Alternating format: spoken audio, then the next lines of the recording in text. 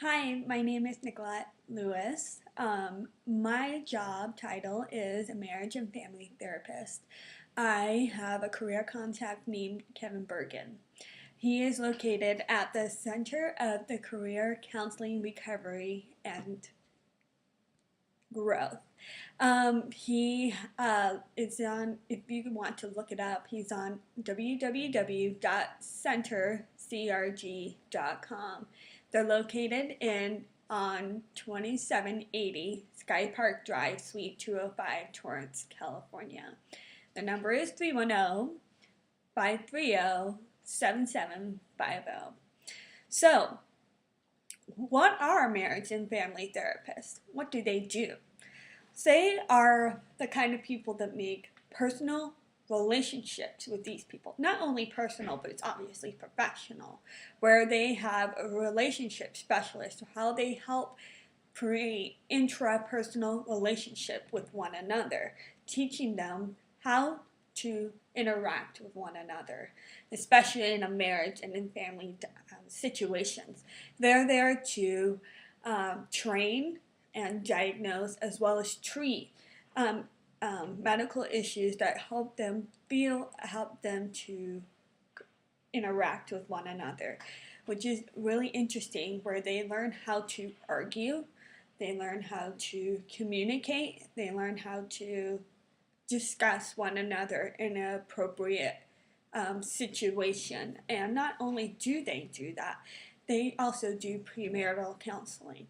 I, for one, actually took premarital counseling classes, and it was really interesting because in that premarital counseling class, I learned how I was taught how to argue and communicate with my family. But now that I have a new individual coming into my life, I had to learn what his style of arguing and teaching and interacting with me. So we had to learn how to become one as a married couple and to be able to get advice on how to argue and get to understand each other's perspective.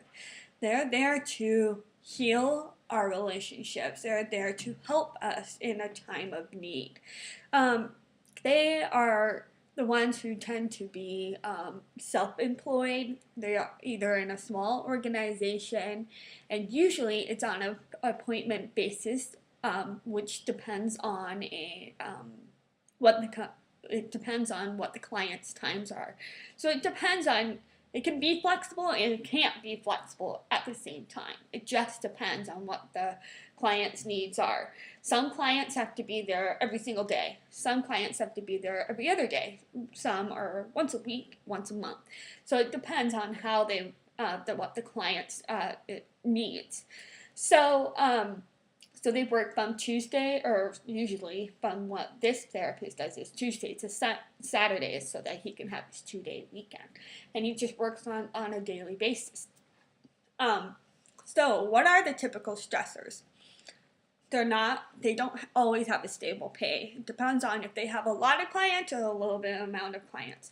It doesn't come in on a salary basis if you are self-employed. You can also sometimes work on evenings, and so in which a lot of people work obviously full time. So it tends to they want to come after work or during lunch or before they go to work. So it depends on what the client's needs are. You also have to deal with insurance, which is not always a fun thing because you want to get paid for it. It also can be emotionally draining, not only you or not only them. And it can be erratic hours, and you need to devote your time on finding new clients. Excuse me.